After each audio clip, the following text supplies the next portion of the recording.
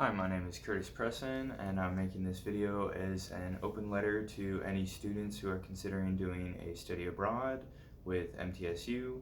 I just completed my own study abroad in Israel this summer, and it was an awesome experience and a great opportunity that I'm glad I took advantage of.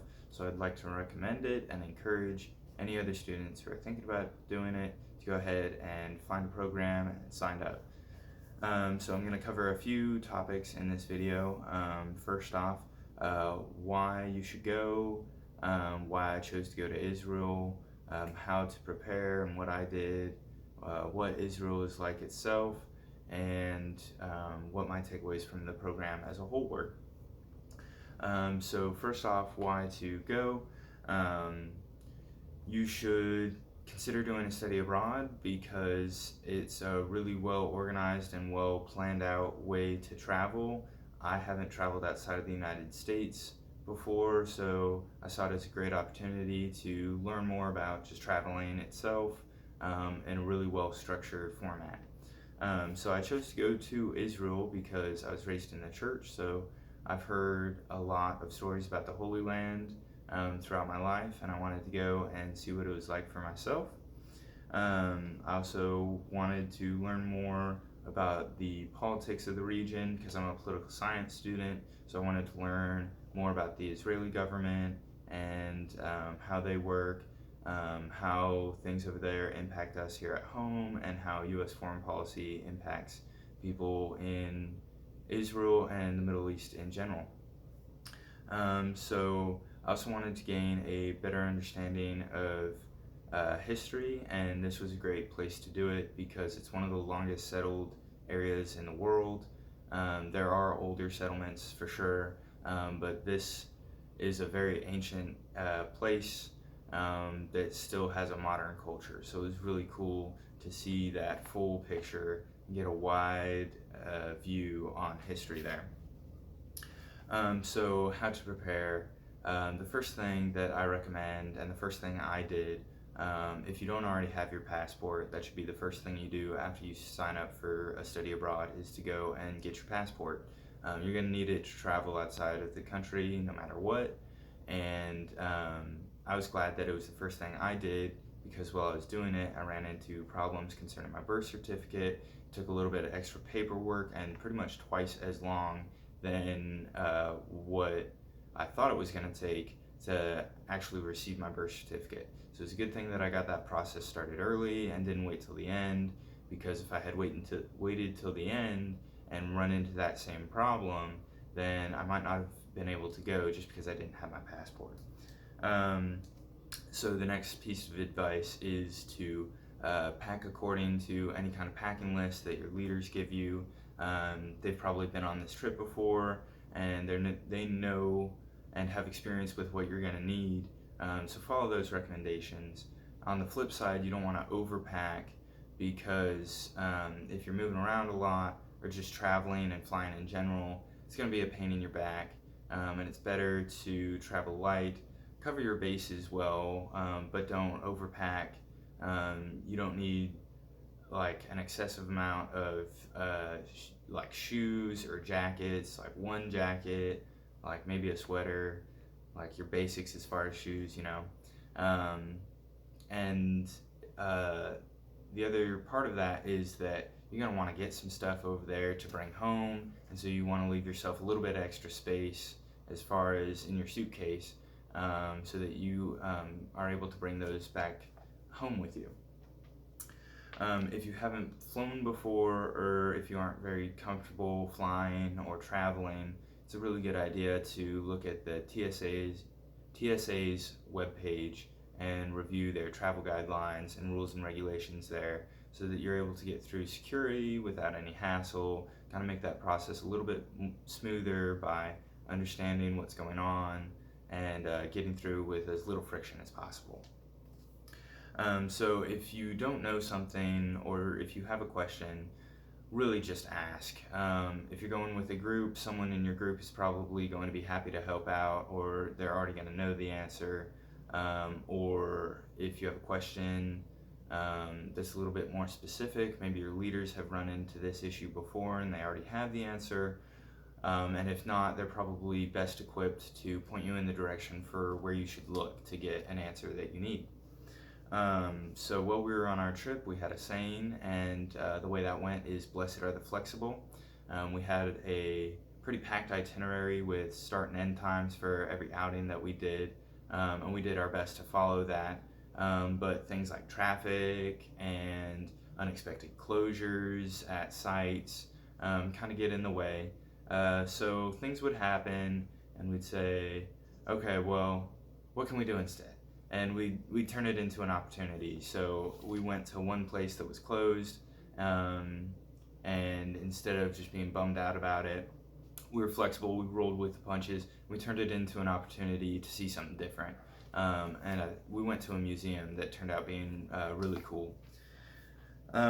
So what is Israel like? Israel was fantastic. It was beautiful. I was so happy I went.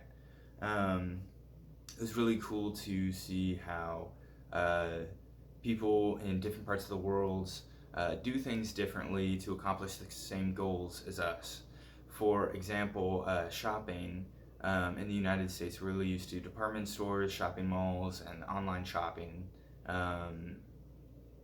or like grocery stores. And in my experience in Israel, it's pretty vastly different. The main form of shopping I saw was like small shops, like regular shops, and open air markets, which is just a street with a bunch of booths where vendors have everything laid out for you to come look at and talk with them. And I really loved spending time in the open markets because you got to see just like the diversity of different people in that city, all the cool different products that people had available, and I got to experience haggling, which is something we don't really do in the United States unless you're like on Facebook Marketplace or something. But it was really cool to go through haggling with people. I went into one store and I was looking something over and I wasn't really sure about it. And he was like, well, this is my price. And I was like, I don't know. I think I'll pass. And he was like, well, what if I take 10 shekel off the top and throw in a bracelet to go with it? And shekels are Israeli money, just by the way. And I was like, well, that's a pretty sweet deal now. I guess I'll take it. And so it was kind of cool to see how it was a conversation over like, okay, how much do I want this? How much are you willing to part with it for? And just the communication style was really cool to experience. I was really glad to do that. So while we were in Israel, everywhere we went, we were tripping over history. There was no stone that didn't have some story behind it or some cultural or historical significance to it. And I want to shout out our tour guide, Ronnie, for being so great and being able to talk about all those different stories. Everywhere we went, he had something to tell us about something. And he had so much experience, he was able to tell us like what the story was, what the facts were, what people say about it, and just give us a really full picture of whatever it is we were looking at.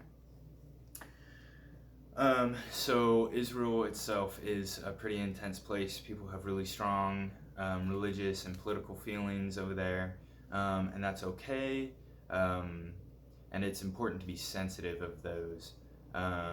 You don't want to be stepping on any toes, so it's just important to understand that these are their beliefs or their feelings and respect that, and just be ready to experience like we talking to different people, you're just going to get really different perspectives depending on who you're talking to.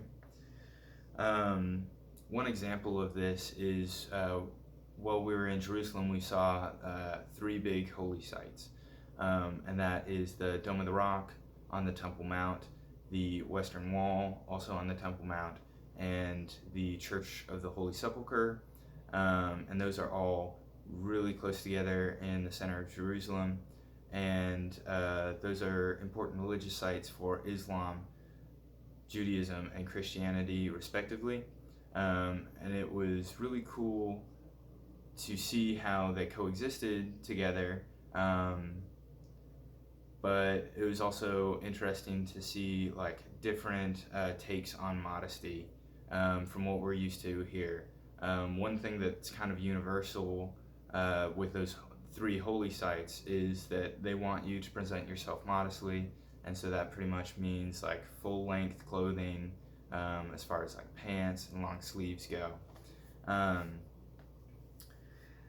So yeah, it was super cool to see the diversity of people and just how they coexist like that.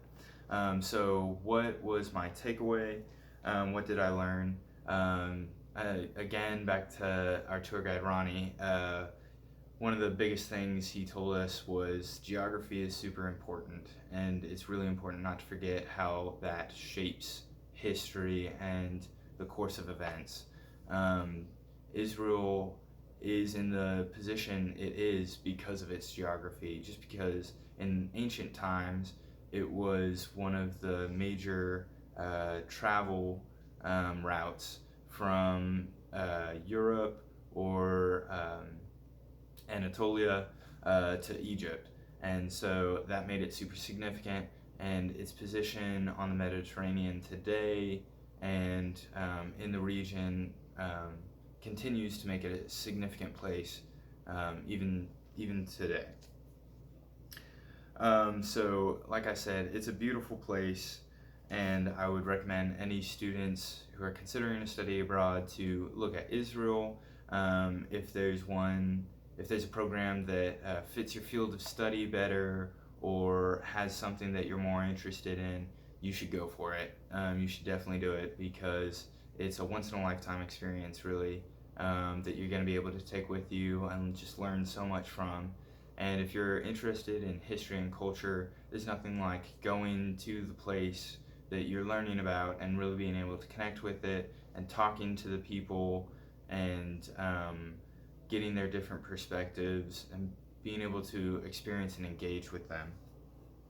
So I'd like to thank Matt and Mark, the leaders of my study abroad, for getting us there and back again safely, and thank you to the Study Abroad office for organizing everything and making scholarships available so that we can, as students, do this.